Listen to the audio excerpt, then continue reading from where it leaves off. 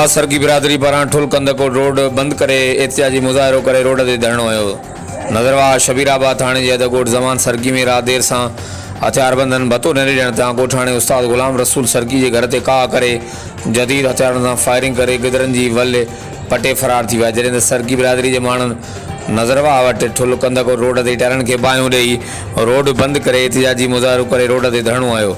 मुज़ाहिरीन सख़्त नारेबाज़ी कई जॾहिं त रोड बंदि थियण सबबि ॿिन्ही तरफ़नि खां ट्रैफ़िक मुअतल थी वई आहे। रोड तां ॾिसंदा रहो GTN वेब न्यूज़।